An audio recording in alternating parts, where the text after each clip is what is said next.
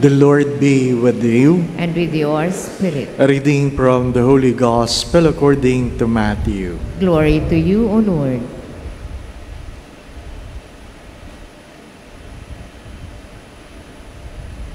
As Jesus passed by, he saw a man named Matthew sitting at the custom post.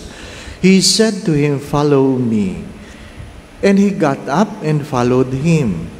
While he was at table in his house, many tax collectors and sinners came and sat with Jesus and his disciples.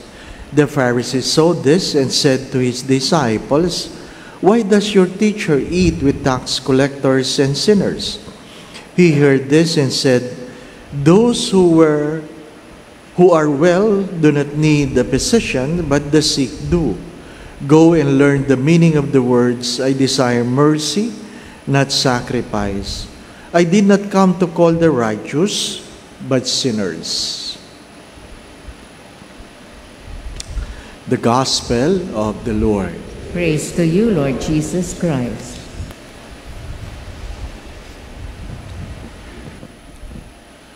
I'm already 25 years as a priest.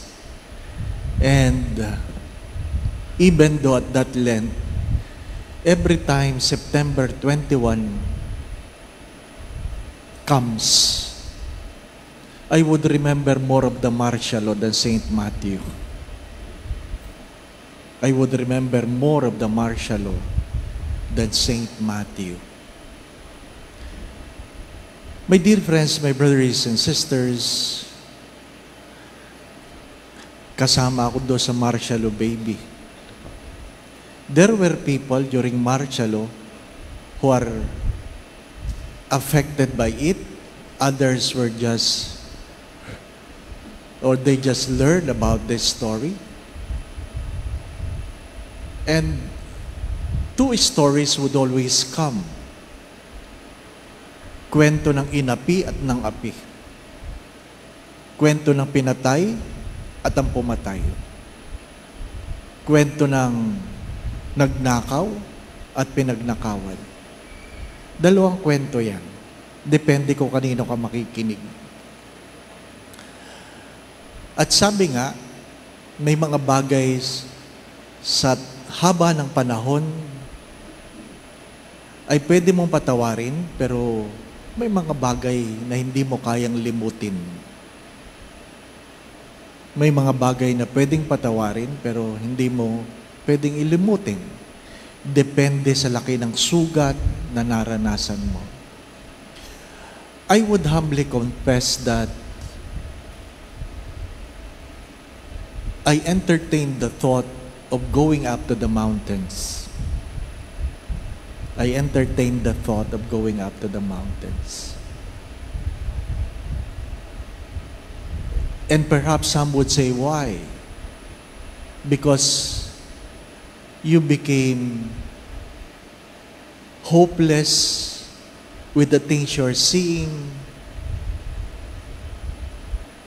Hindi naman naranasan niya, pero kitang-kita ng mata mo.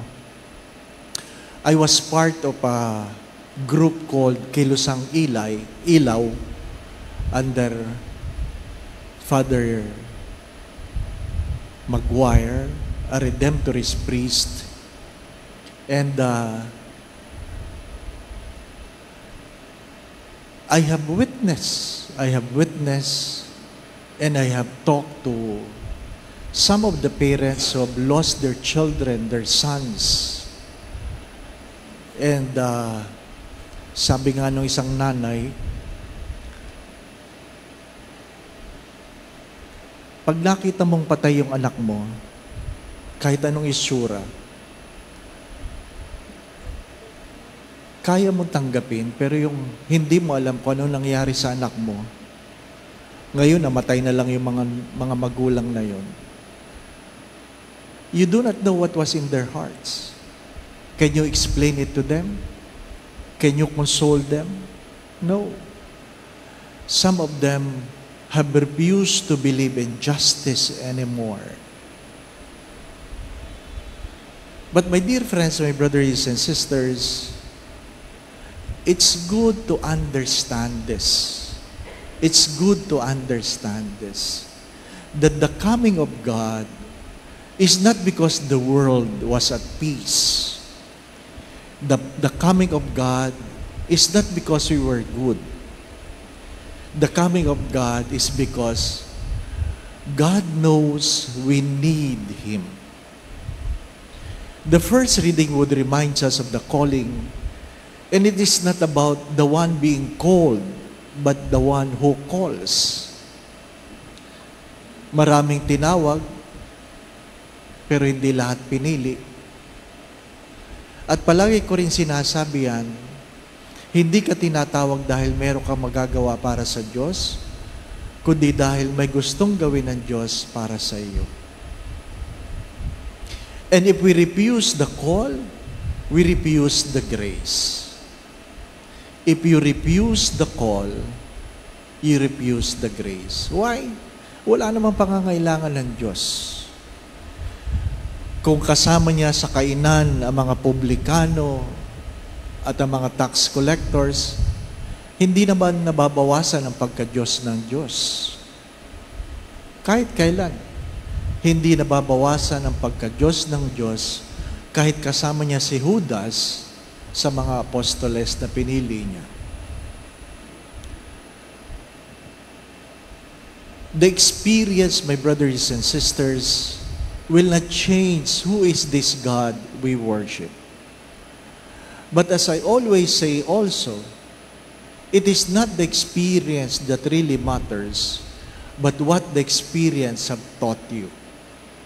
Ano ang natutunan mo sa iyong karanasan?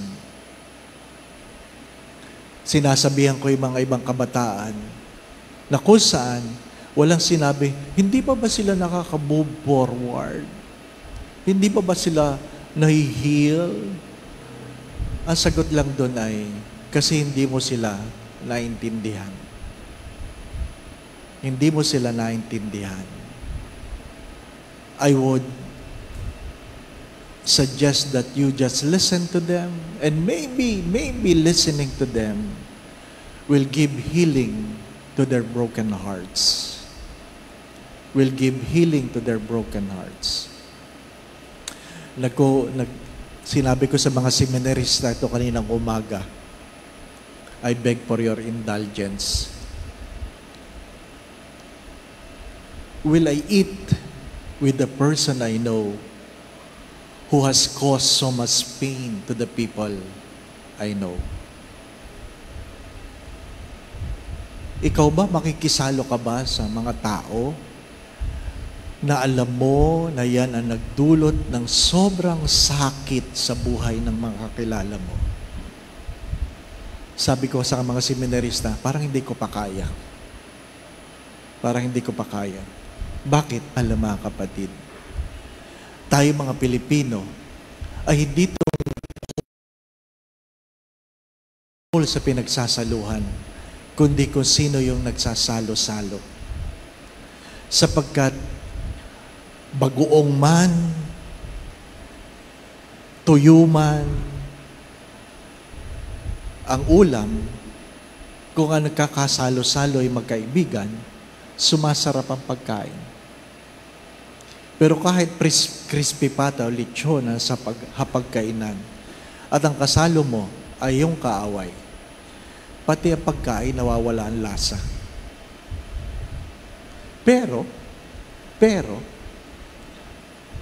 hindi ba tayo naging kaaway ng Diyos dala natin mga kasalanan? Na kung saan sa Santa Misa, inaanyayahan tayo, kaya tayo naririto nakikisalo tayo sa hapag ng Diyos. Pinandirihan ba tayo? Hindi.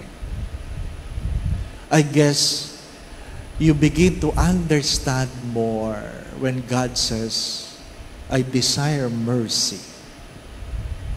I desire mercy. My dear friends, my brothers and sisters, I pray that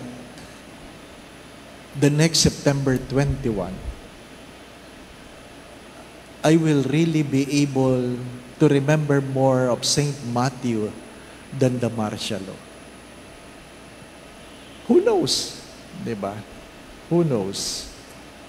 sadyang siguro ganong kalalim ang sugat. Gumaling na, marahil may peklat na, pero sumasakit-sakit pa paminsan-minsan.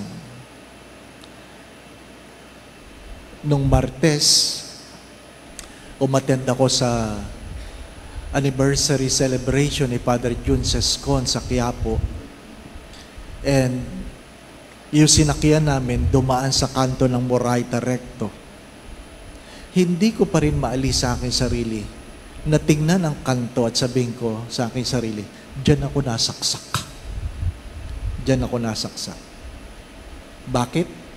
Sadyang may mga karanasan na hindi mo kayang limutin.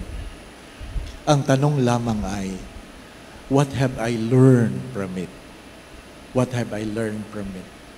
And perhaps this is what I have been praying, and hopefully this will be your prayer, that whatever happened, I will not cause the pain of my own brothers and sisters. Hari nawa, hindi akong dahilan ng sugat ng aking kapwa. Amen.